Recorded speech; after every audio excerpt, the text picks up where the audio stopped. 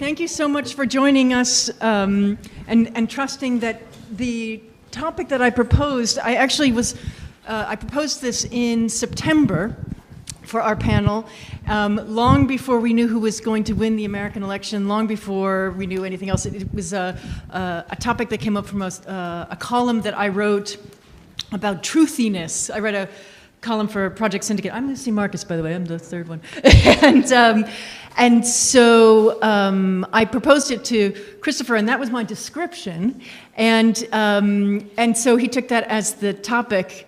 And so I thought, well, you have to say what you're going to talk about, and that's what we're going to talk about.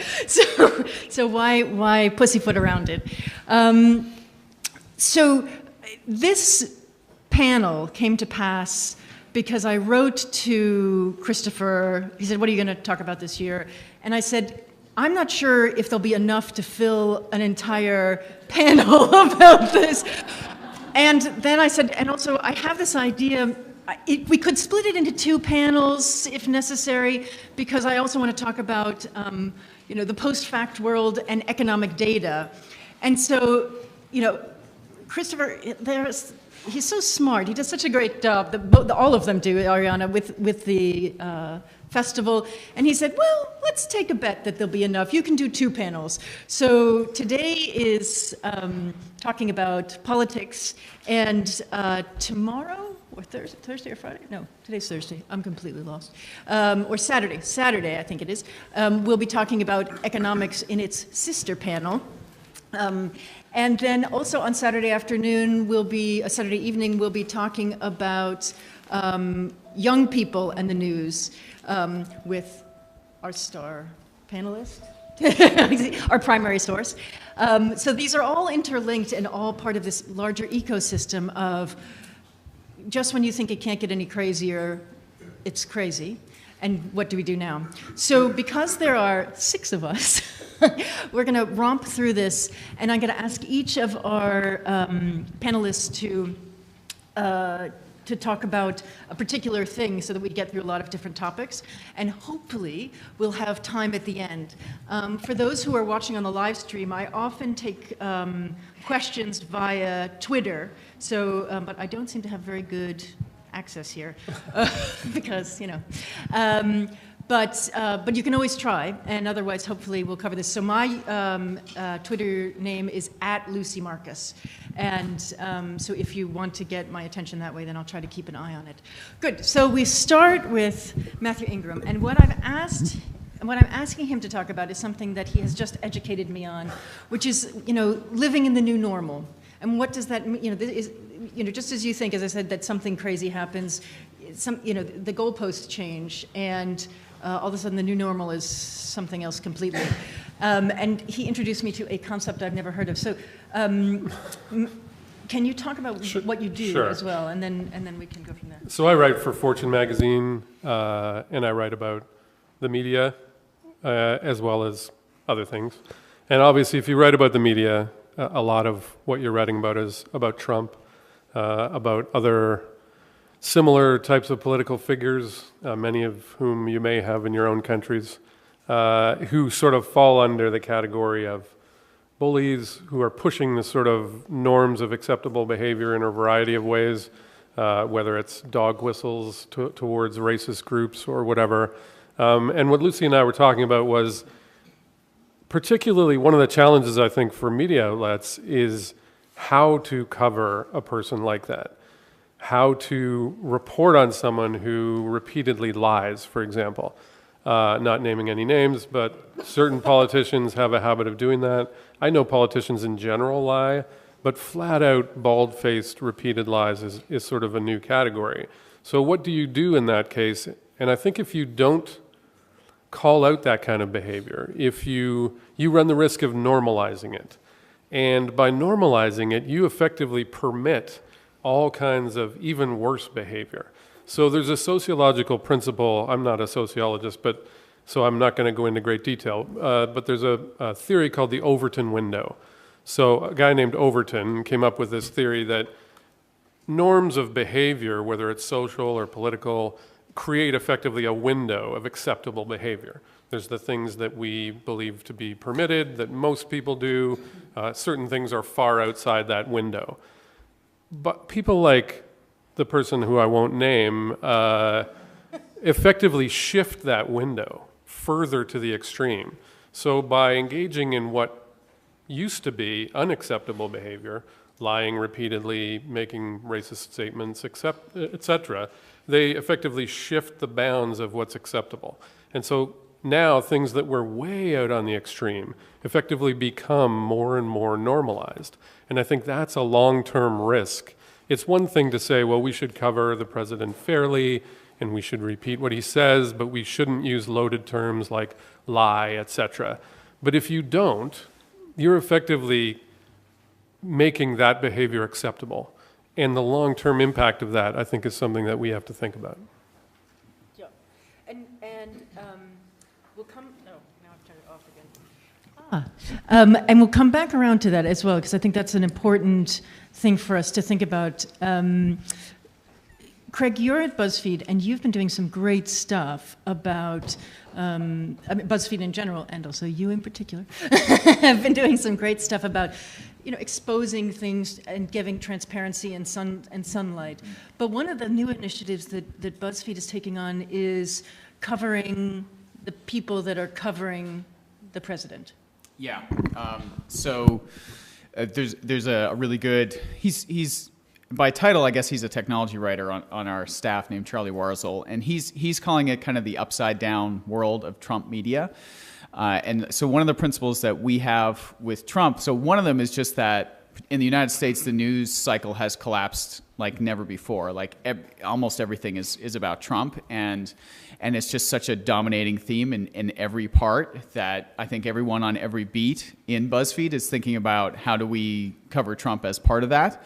And so for a few of us, really looking at kind of the alternate media universe that is there supporting and disseminating and propagating the Trump stuff is a really big focus. And to Mathew's point, I mean, if you're going to move these norms and move that window, if you're going to challenge them, you need to have a supporting infrastructure for that. And there's a variety of things you need, but one of them is absolutely your own kind of media propagation force.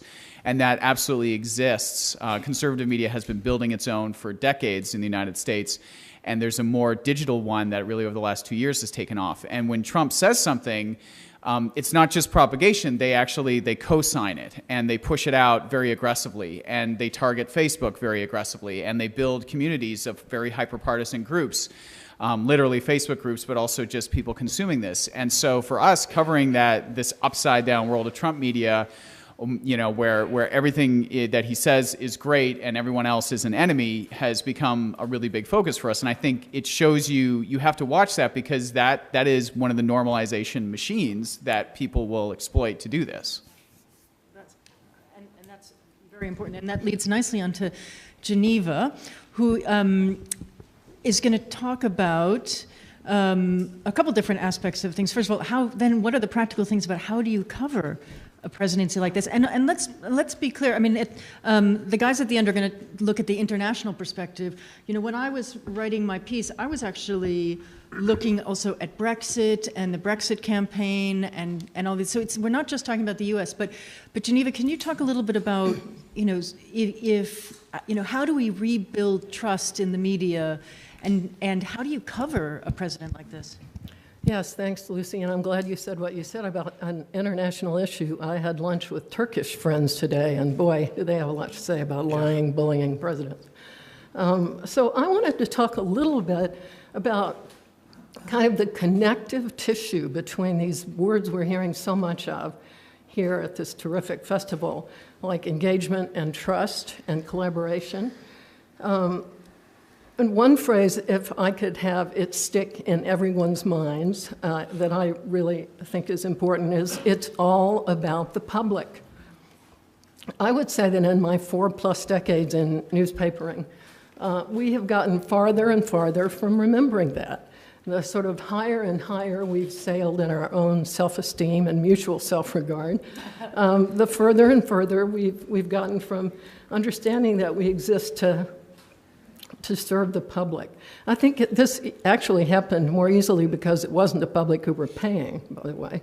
And that made it easier to treat them dismissively. And boy, have we treated them dismissively. When I was ombudsman at the Washington Post, I would write a column every now and then about some thoughtful comment by one of our readers. And reporters would come in and say, "You listen to these kooks?" It was really quite dramatic. We've all heard this kind of thing, but I think over the years that we journalists have gotten ourselves kind of entangled in a series of conventions that have just distanced us even more from the public. I remember another reader when I was at the Post who said to me, "Could you just give us the news? We can supply the cynicism." So, isn't that great? I listed a few quick steps about what I think as a matter of practical ideas we could do. One is that we in the press need to remember that it's our job not to give voice to the powerful, but rather to nourish information for the public, to nourish the public's understanding. So we too often really do, especially in political reporting, act as if we're just supposed to be giving voice to the powerful, and Lord, does that have consequences with these powerful. Number two, engage. David Farenthold at the Post has gotten correctly a great deal of praise for doing this. A lot of people have been trying to get the press to do this for a long time, but it's finally broken the Post. So I hope more will believe that this is not some little sideline thing to do. This is engagement in journalism. Makes it stronger and better and makes the people trust journalism more and believe it's for them. Collaborate. I thought it was great that ProPublica and the AP and the New York Times got together when the White House released financial information and made it damnably difficult to access it. We aren't good at collaborating, but those three collaborated and took that story much farther, much more quickly, and made it available to the public.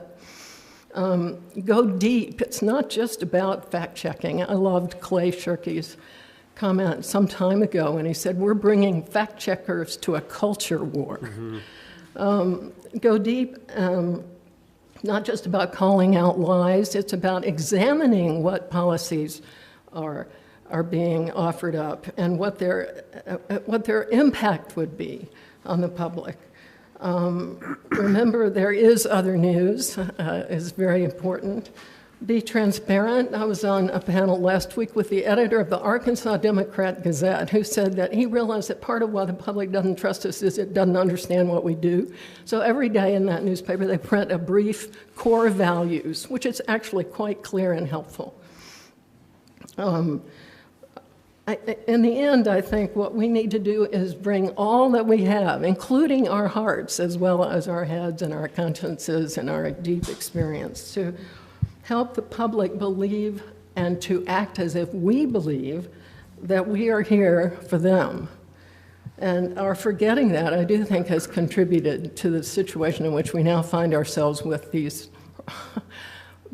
horrendous instances of untruth and then a public widely disregarding our messages. So I think that same remembering about us, about the public, will be central to our getting through this tough period and moving beyond it. Right. Thank you, Geneva. The world is obsessed with Trump right now, but actually, this didn't start with him, and it's not going to end with him. And so, Stefan and Ben are going to talk about the international aspect. Stefan Wolf is actually not a journalist, though he does write a lot, books and other things. But actually, he's the guy that goes on the ground around the world and does peace negotiations, and he operates in conflict and post-conflict zones and so on. And so, so understanding these sort of populist despots, not so hard. So, Steph, I wonder if you could talk a little bit about, just give us some context, because of course, before Trump, there were, he's kind of a joke compared to all of the others. And there are a lot of people, this is a very international conference. There are a lot of people from around the world who are, Turkey and Egypt and, all kinds of places where being a journalist, it's not just annoying because you can't get the coverage, it's dangerous. So can you talk a little bit about that? Yeah, just to pick up on something that what was just said. I mean, for me, doing sort of going to all those horrible places, which probably some of you go as well.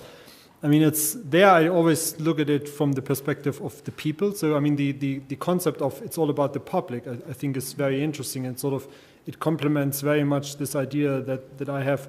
It's all about the people, because I mean, real people are affected by these lies. So, if we don't get sort of through this very canny and very crafty web of lies and half-truths and non-truths and sort of a little bit of truth, just enough to make it plausible that you see, for example, what's coming out of Turkey, what's happening in Hungary, what has happened for a long time in Russia, and how Russia has been using this sort of as a really almost Soviet-style propaganda tool of trying to sort of undermine. If you look at Brexit, if you look at the French presidential elections, if you look at what's going on in Germany to some extent, so I think that there are a lot of problems here that I think it's also important to look at what actually happens to the people in those countries that are directly living under Erdogan or Putin or Orban. So from that perspective, I think it's important. I mean, Trump, that's obviously the biggest thing, but it's not the only thing. And I think they all feed off in each other in a very interesting way. And one of the things that I find,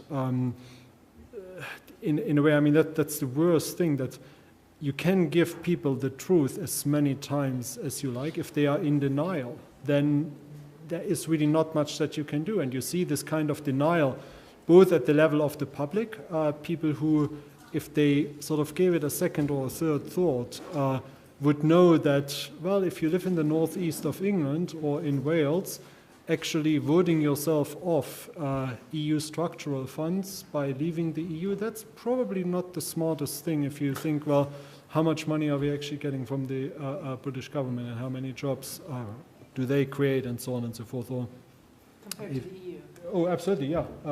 So I think from that perspective, there's sort of denial in the public to some extent, but then there's also the denial of the politicians that simply have a particular worldview, and nothing must disturb this world view.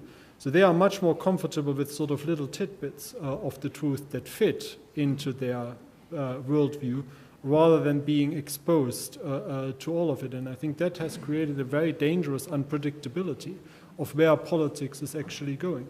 So I have studied Iraq and Syria for many, many years.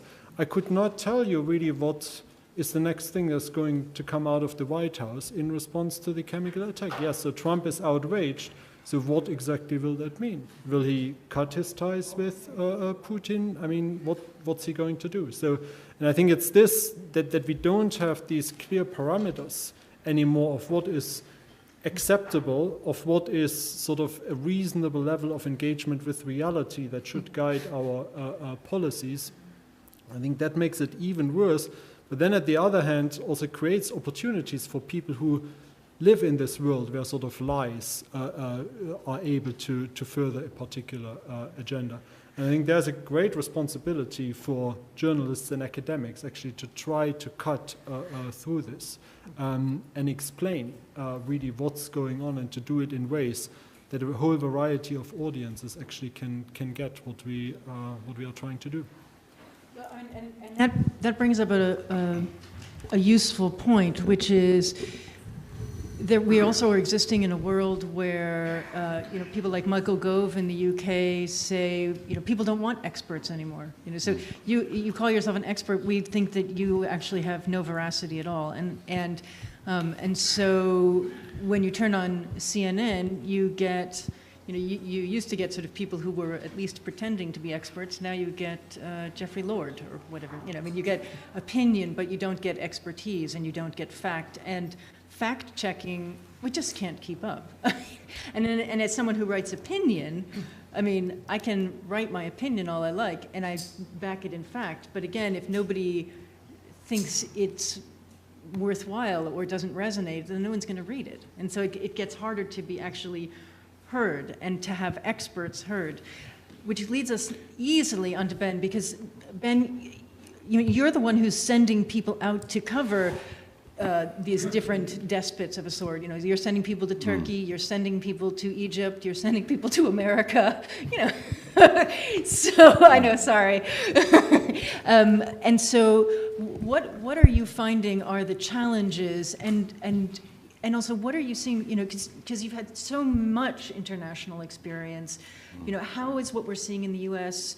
or in the U.K. or in France comparing to anything that we've seen in some of these conflict zones? I actually want to start with a different thing, which is Brexit. I think you talked about people, you talked about Brexit. People in the northeast of England and Wales didn't vote because they were stupid and they were hoodwinked by facts. They voted on their feelings. They felt pissed off and they felt poor, and they've been left behind by the government. And there is, I was, you know, we were all surprised by Brexit, and it would seem like a stupid decision.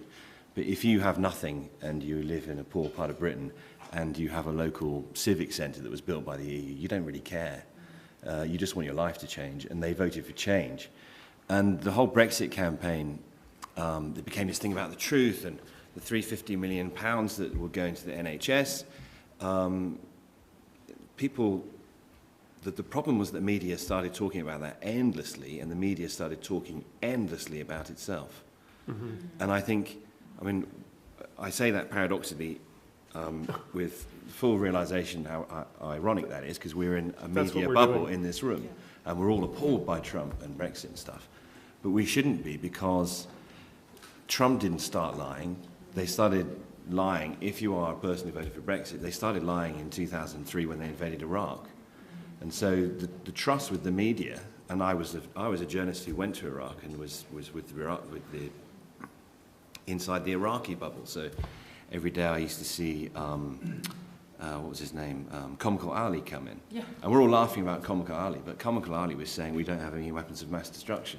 And of course we hold him up as a figure of fun now. Except how does he compare to Sean Spicer? How do you compare? But we hold him up as a figure of fun now, but 500,000 people died because we invaded them, and they didn't find any weapons of mass destruction. No one came up with a narrative for Iraq from any government. And so you are with a guy now called Trump. You say, what does Trump come up with on the chemical weapons? Well, the chemical weapons happened in 2013. There was a red line. Trump doesn't have any red lines. He just had slogans. Obama had a red line which was completely obliterated by Assad, and he's killed 500,000 people. So I think we have to be careful when we, you know, I think when we're looking at someone like Trump. I'll take another example. We sent some journalists into Sudan in December undercover. They were arrested and detained and tortured for 6 weeks. They came out in February. They've done a film which, in 2 parts, which was on Channel 4 News last night and is on tonight. And the Sudanese press secretary in London wants to come on the programme tonight to argue with them. Mm-hmm. He is going to argue that what they are saying is fantastical and it didn't actually happen to them, although they have the scars to prove it. Mm. So I think when we are sitting here comparing Trump to Bashar al-Assad or the ruler of Sudan or any of these others, we have to be careful. Well, that's and we a good have point. we have to hold all of these leaders to the same moral levels, because I think, you know, we're talking about people who beat you up. The person who used to beat us up the worst in UK media was a guy called Alistair Campbell, who was a very charming media operator. But he was the operator of Tony Blair, and he would phone you up.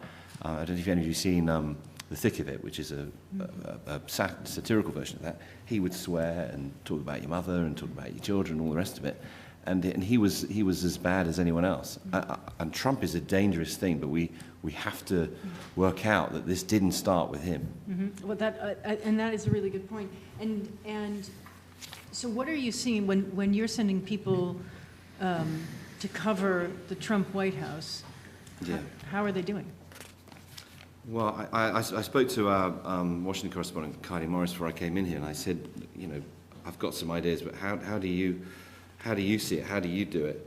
And she had a fantastic list. She said, everything's got to be evidence-based. Mm-hmm. Don't get caught up in the rhetoric. don't get caught up in the trap of the media talking about themselves endlessly, because then this is the same as the 350 million. We talked about it so much in Brexit that everyone, they stopped hearing the argument. They just heard 350 and they thought that's a lot of money.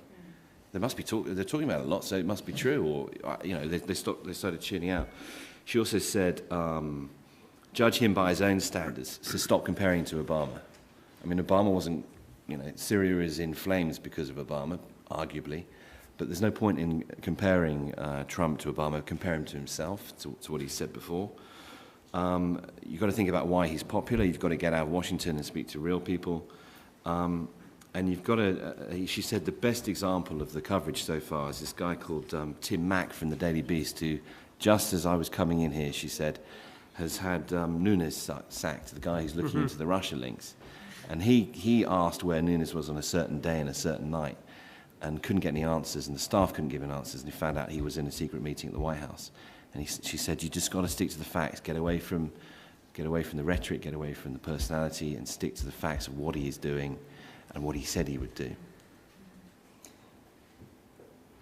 Thank you. I mean, Mathew, do you feel like, one of the things that I've been thinking about is we see Trump doing this stuff. So we've seen it for years and years in other countries. But the American president is very influential, and if there's this new normal, is that going to make things easier to expand? I think it already has. I mean, we had this sort of comical, kind of horrifying and comical incident not that long ago where China was actually pointing to something Donald Trump did and saying, well, obviously, we can do that too because Trump is doing it. I think it was restricting the access of the media or something like that, the way he was treating the press. And so, to have China pointing to you as a bad example that they now intend to follow is a pretty horrifying place for the U.S. to be. But everything that Trump does, everything, because he is who he is, because he is the president of the U.S., everything he does, the way he treats the press, the way he treats other politicians, the things he says, the issues he decides to focus on, his complete lack of any apparent moral vision, all of those things, I think, encourage other despots and dictators and so on. If the president of the U.S. is doing those things, why can't I do those things? And that's the whole concept of this window of acceptable behavior. It used to be lots of countries would look at the U.S. and think, well, that's kind of a standard of behavior, or we should aspire to that, or whatever, however they thought of it. Now they're using the U.S. as an example of all the bad things they can do because Donald Trump is doing them. And as journalists, or in my case, opinion writers, what's our responsibility in writing about that? I think there's a bunch. I think it's a good point, particularly the phrase that Geneva mentioned, that Clay Shirky said, bringing fact-checking to a culture war. You are going to lose every single time. Because fundamentally, people who feel they've been disenfranchised by the political elite and the media elite, whether they're people in Britain or the US or Poland or Czechoslovakia, anyone who feels that they are outside of the people who are listened to is going to feel they've lost their jobs, maybe they've lost their homes, maybe they've lost loved ones, and they blame their political leaders for that. And if you can't empathize with those people, simply shouting facts at them and about how they're wrong is not going to convince them that you're right. And it's certainly not going to convince them to listen to you and to listen to your descriptions of what is happening. They're going to completely tune out and listen to someone else. And the paradox of the sort of democratization of media is that they have an infinite number of sources now of information that they can choose to listen to that they do trust instead of you. And Craig, for BuzzFeed, I mean, it's an interesting position. If you look at the different places where you can get your news, the Wall Street Journal took a stand at one point saying, we're not going to, say that these are lies. It took a while for the New York Times to use the word lie. I mean, I wrote a piece September, October time, that was basically about the lying liars who lie about things, and because it's infuriating that we don't, in the search for being even-handed, it's a fact that something is not a fact. So I mean, you can't, you can't call it a fact if it's not a fact. BuzzFeed then recently published a dossier that no one else would publish. So can you talk a little bit about, sort of new media resource outlets versus some of the more traditional outlets like the New York Times and the Wall Street Journal, and the decision to make public things, and also whether that builds trust and, well, all that stuff. Sure. Yeah. So I mean, we do I don't think we have a rule on the word lie. I know it's a big topic of debate, but we do a lot of headlines of, Trump said this, even though there's no evidence to support it. And so I think you do have to clearly confront those things. And the most important place to confront them is absolutely in headlines. You can't bury it down. You can't let the claim go unchallenged in a headline, because that is, I mean, there's just research into headlines in general that even when they were in newspapers, they framed every subsequent piece of information that came. And it's even more the case now with social media, where people will often only just see the headline. So if you're actively putting misinformation in a headline and not refuting it and not putting it in context, then you're doing the job for them. So with the dossier, and I wasn't part of the decision-making process in publishing it, although Ben, our editor-in-chief, has talked a lot about that internally, and also one of the things I'm happy about externally. Like, he went on Tucker Carlson's show on Fox News, and I think if you're going to make a decision that will have some controversy, going right into kind of the lion's den is, I think, really important on that. So I was glad to see that he went out and defended it there. And I think, the thing that Ben has said a lot is that in the context of it, you can't really think of like, well, what's this going to do to the BuzzFeed brand? For him, it was simply a news judgment. There was a CNN story saying that this dossier containing explosive information about who was then the president-elect and the president had been briefed on it. John McCain had literally walked into the FBI director's office and said, "Here, you need to look at this thing." And CNN reported that the intelligence community had briefed the president and the president-elect, but they didn't tell the public what was this thing that they were briefed on. And his call was really that there's no way you can write the story of the briefing happening and telling them that this explosive document exists and not give the public an understanding of what the hell you're talking about. And so we had it, I know, at least weeks before that CNN story, and we had sent people to Europe and other places to try and verify its contents, and there were some things, that we knew were not true, or there were errors in it, and other things that we really couldn't knock down and couldn't totally stand up. And so I think for Ben, that was the trigger, that CNN story, saying that, well, now this is public, and the public knows that this thing exists, and it's gone to the highest levels of the government, so how can we keep this from the public? And obviously that's in tension with putting out something that contains a lot of unverified explosive claims.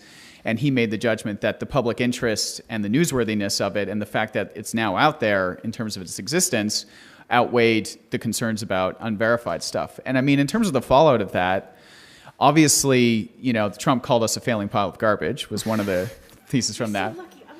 I know. Well, other people are fake news. We're a failing pile of garbage. We're special. I'm so jealous. Okay? If only he would call me garbage. You can get T-shirts that say that. I think we sold out of them. Oh, did you? So we did actually. We have a product team, not part of the news team, that makes products, and so they created bumper stickers and T-shirts and literal garbage cans that you could buy.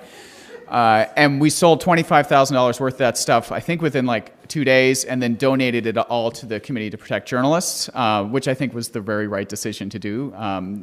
Creating the stuff is one thing, but profiting from it wouldn't have been a good thing. But all that to say, I think, the fallout from it, one, there's been people in journalism criticizing it, as you would expect. There have been people in journalism saying it was the right decision. I think there's legitimate disagreement about it. But I think a lot of people who were very pro-Trump and more on the conservative side, or who maybe already didn't like BuzzFeed, that to them gave them more justification for hating BuzzFeed. I think it just added more to them for that. I've also been at conferences where people come up and want to shake my hand for publishing it, and they usually tend to be more liberal, and so I think for the people on the extremes, You hate BuzzFeed because of it, you love BuzzFeed because of it, and then there's that whole world in the middle of people sort of waiting to see what comes out of it. And so it made us a topic of conversation. It made us a target among Trump. We have a White House correspondent. He goes in there every day in the briefings, and I'm sure he hears comments from Trump staffers about it. But for Ben, I think it was just like, you can't sit there and worry about, are we going to take criticism for this? For him, he made the judgment saying that this now has to go out because the public knows this thing exists and I'm not going to be the person to keep it from them. And that is, I think, a different philosophy than the other places. He said that we can't do this gatekeeper thing. We have to put this out there. And obviously there are, you're putting out unverified information, crazy claims, and there's obviously some people who are going to run with those, but he felt that he just couldn't keep it from them anymore. And it was a decision that other news organizations did not make at that moment. Just one thing, I went on Tucker Carlson. No. To defend it. He went on Chuck Todd's show. He was on, no. He also went on Tucker Carlson later. Did he really? Yeah. Everybody. So we were both on there. Anyway, Yeah. I just wanted to know. You had a good time, didn't you? I just wanted you to know I took a bullet for BuzzFeed by going on Tucker Carlson's show, which I don't recommend anyone, if you get a And we're all chance. good. He's very good at what Don't he do does. He's practiced those incredulous faces that just like they're perfect for screen grabs, and I think it actually he's a perfect cable news meme, and He it's is. working really well for him. But it's not about you, it's about Tucker. Yeah. All right, so let me say this. I'm able to see your tweets because now I'm just seeing data.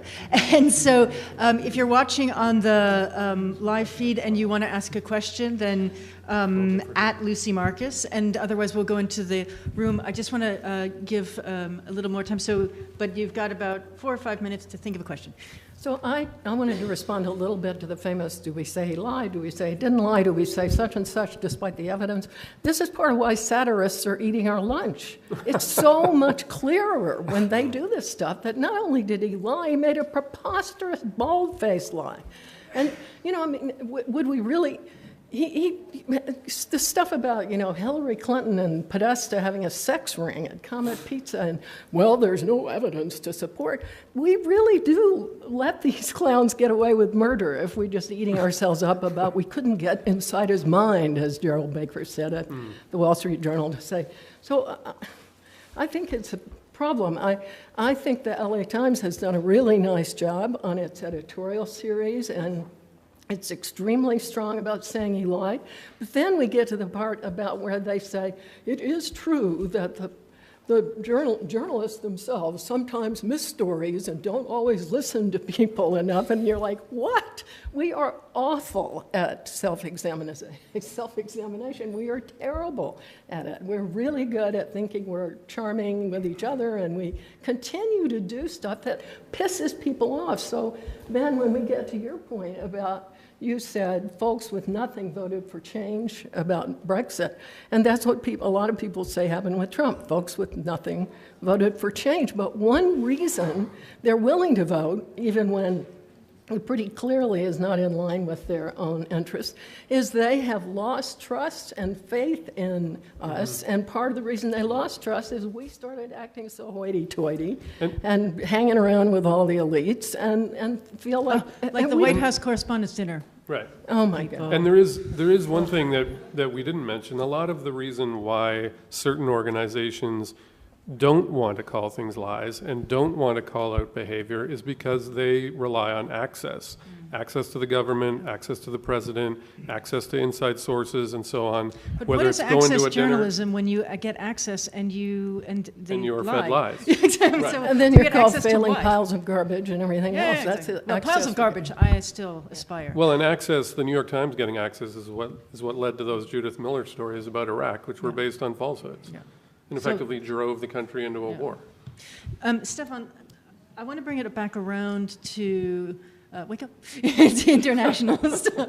Sorry, he's my husband, so I can say that. And the thing I think Ben makes a really good point that actually you can't. It's comparing sort of apples and oranges in terms of degree. But I wonder whether you think that, what you think of this question of, is what Trump is doing making it easier for the despots of the world, the Dutertes or people all over the world who are doing outrageous things, and it changes a new normal. And also, I like what you were talking about in terms of, why are we doing this job? Why do we write? Why do we report? Why do we talk? It's in the end for the people. And so are we doing enough to reach them where they are?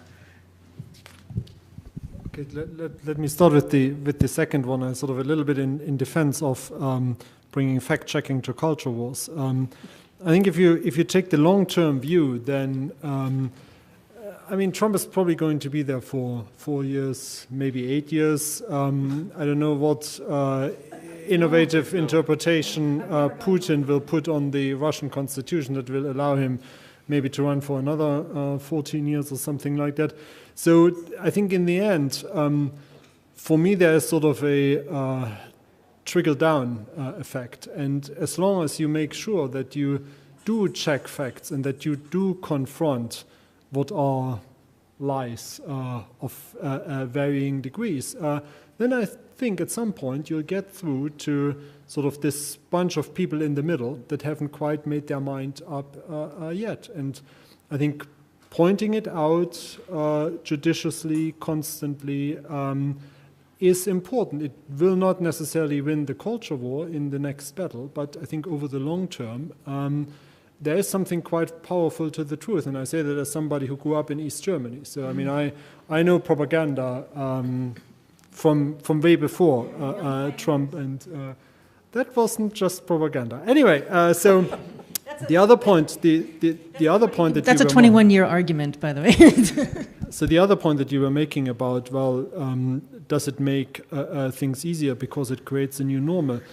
Well, I think yes. It creates certain things that just become more acceptable in many ways, not necessarily just related to what is going on in the United States, but more generally. Who would have thought that a democratically elected government in an EU member state would pass legislation that targets one particular academic institution, Central European University in Budapest, that is now threatened with closure. That's a situation where I wouldn't say, well, that's not related directly to Trump, but it is related to an environment where you know that Obama, George W., Clinton, George Bush Sr., they would have been on the phone to that prime minister or president and would have told him in no uncertain terms, absolutely, that's not going to happen. We don't have that anymore. We don't have sort of this predictability that comes from what used to be called the office that led the free world. That's really not there anymore. And I think it's the danger is here now that we have these lack of predictability in a positive sense, but also sort of there is no sense of certainty anymore that certain things are just not going to be tolerated by the United States. And that used to be a very powerful incentive or disincentive for people who wanted to be on the good side, if you want, to do certain things or not do others. And I think that's the other danger. So, it's not just about what happens with Obamacare in the US, but it's what happens to the rest of the world, because we have somebody there now who just is doing things that we haven't really. I do not remember in my lifetime having a situation like that where a lot of things just don't make sense anymore. I suppose. It's lacking a sort of international ethical compass, I suppose. I want to open it up with questions. Ben, if you don't mind, you don't. Okay. So yeah, please. I think it's important to remember, with regard to Trump's victory, there were a lot of things that contributed to Trump's victory. And the thing I'm concerned with in American journalism is that everyone is full of soul searching and going too much the other way. It was, disenfranchised, economically challenged people who felt that their world had collapsed and thus they voted for Donald Trump. Well, it's not just that. He couldn't have won without the vote of white college-age voters. He won amongst a fairly affluent group of people, too. In fact, I would argue that during the campaign, the Trump voter was actually reported on and studied a lot, sadly, as a bit of a specimen jar kind of look at these strange people who are going to vote for Trump. Can you believe it? So I think when we talk about how we're going to cover going forward, I still believe the truth matters and ultimately truth will prevail. But I think that we should be very wary of a course correction that goes too far the other way in American media that still doesn't solve our issues. And is compounded by the fact that Trump is now the president of the United States. He oversees a government that needs, that has always needed the watchguard of journalism to see how they're doing. And it's made harder by this administration. But I would challenge both American journalism and for people overseas who are looking at America to not fully embrace the sole example given for why Trump won, or we're not going to edify ourselves in the next 4 years of coverage. Thank you. What I'm going to do is I'm going to take a couple questions because I want to get in as many questions as possible. So only ask a question, please. Good evening, Claude Cholet, France. One question for Stephen Wolf. Stephen, you said that there is some sort of denial of the public exposed to lies, and specifically populist lies. Don't you think that there is as well a responsibility of the mainstream media in the venue of that denial? I mean by that the mainstream media, they lie as well. Do you have a comment back, Steph? No, I thought we were collecting. Well, no, answer that because it was directed at you. I mean, what do I know what the media do? I mean, I read them and sometimes it gels with what I know and sometimes it doesn't. But then, I mean, lie is always something very deliberate from my perspective. I think sometimes the things that do get reported are reported not necessarily because people are deliberately trying to falsify, but because they don't know better or because there aren't really, I mean, it's not always easy to actually make sense of what are very, very complex issues in whatever you get, 50 lines or 60 seconds on video. So I think the problem is the lack of depth sometimes. And because of the lack of depth, things do not always really come out very well. But I would also, I mean, I could also come up with a number of media sources where I would say, yeah, there is a lot of lying going on, or at least pushing a certain part of the truth that, if seen in context, actually is, well, some facts are right, but whatever interpretation or whatever other sort of stuff around them is presented, it just doesn't make it right. Good. Please. So I work for The Conversation, and we publish academic experts. Thank you. Which Stefan is one.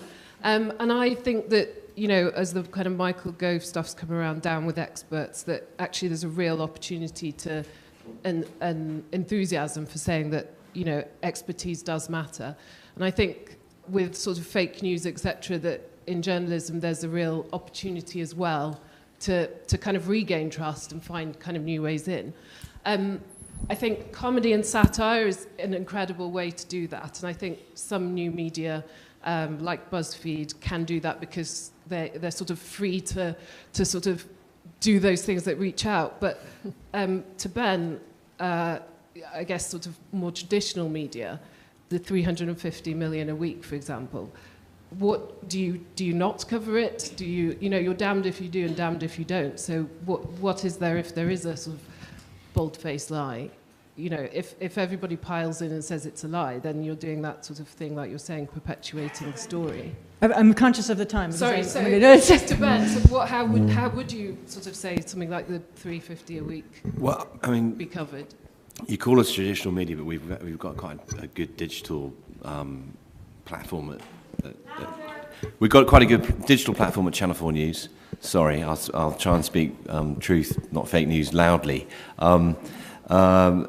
We tackled the 350 million problem with our fact check. We had the first sort of mainstream fact check in the UK, and we got hundreds of thousands of views, millions of views for that. I think we got somewhere in the region of 8 million views for our fact check on the 350 million. But and that's fantastic. And last year we got 2 billion views on Facebook for our digital videos. So we're traditional and we're digital. But my problem is how many people viewed our videos or shared them with their friends who didn't think the 350 million was a lie anyway. Mm-hmm. And how many people did we reach who we needed to convince? And I think there is a war going on being fought on the internet by people who are deliberately finding those people who are more vulnerable and who are more pissed off and probably poorer and more vulnerable. Their votes are more vulnerable. They're going to vote with their heart rather than their head. And I think the videos we're making are graphics based, they're interesting, they're funny, and they are to get through to people. But I think that the problem with digital media is that people share to make themselves look good, and they share with people who share the same opinion. And so I don't know that we've found the way yet to combat the very deliberate armies of trolls and Russian-backed bodies that are out there that are changing and manipulating opinion. And I think to your point, the more you talk about those things sometimes, even if you're calling them into question, the more people, and Ben made this point, they just hear you talking about it. Yeah. And if they already don't believe you, you're actually convincing them of the opposite of the thing you're saying. Because you're continually talking about it. And they say, well, if they're talking about it, it must be true. And I've said this quite a few places, I think, Channel 4 News, the traditional bulletin, is regulated by Ofcom. I think there has to be some sort of regulation of the internet because it's mad to not regulate it. It's the most useful but also probably most dangerous tool in history. That's a whole other panel. Yeah, dude, please. Teeny weeny question. A Twitter size. 3 words. Good. 3 words. Or 4 words. There's a market for lies. True. That's not a question. 6 words, I think. Little. Everybody wants Trump's lies. The people who love Trump want his lies, and the people who hate Trump want his lies. And Pardon me? That's all I have to say. And let's be clear. I mean, Take media. back. We in the media love to think of ourselves as truth tellers, but companies need to sell newspapers, and lies sell newspapers. Right. And everybody loves it. The people who hate Trump love it because it gets their juices flowing. And Facebook too. I mean, Facebook relies on engagement, and you know what's really engaging? Lies. Lies. So I'm getting the you're done The signal. neck. Exactly. She was doing this to Neck me. slicing. That was very rude. Right. Next, you're going to be calling me a pile of, that I would welcome. So this is a conversation that now is happening across all the days, and there are a number of, if this is an area that you're interested in, there are a number of panels, great panels going on. If you've missed them, you can find them in the catch-up sections with all of the videos. We'll continue the conversation in a couple different places. There'll be the sister panel of this one about looking at facts, qualitative and quantitative facts. We're talking about polls, we're talking about the European Bank and so on. So that will be coming up. And then also we'll be talking about how do we then take all the things that we're struggling with as adults and communicate them to children, and what's the best way to get that information across, because even the young ones on the playgrounds are talking about this stuff, but they're afraid, actually. It scares them. And so how do we help them to work their way through it? And the last plug is for our women's panel, which will be, that's tomorrow, isn't it? Yes. Tomorrow, good. With Geneva and Diana. And so there we'll be talking about, well, women-y stuff. And thanks very much for coming out. And thank you so much for being here. And Carrie.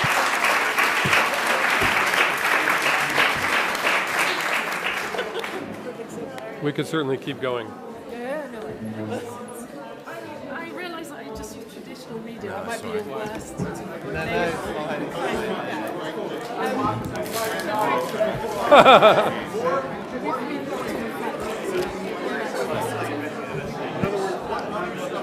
Could you be publishing that you're not? Come on, Craig, what else do you have? Because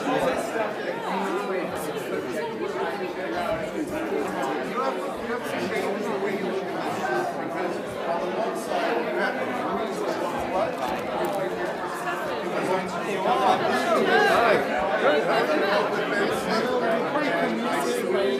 Are you here the whole time? Oh, okay. Oh, great. There's lots to talk about.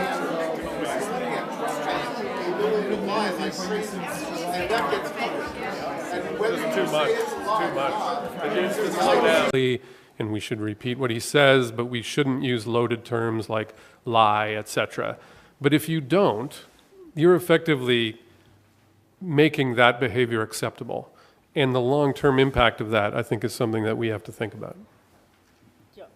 And we'll come, no, now I've turned it off again. And we'll come back around to that as well, because I think that's an important thing for us to think about.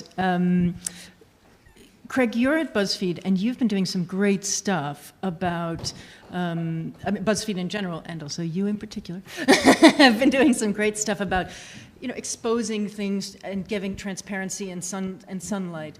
But one of the new initiatives that BuzzFeed is taking on is covering the people that are covering the president. Yeah. There's a really good. He's by title, I guess he's a technology writer on our staff named Charlie Warzel, and he's calling it kind of the upside down world of Trump media.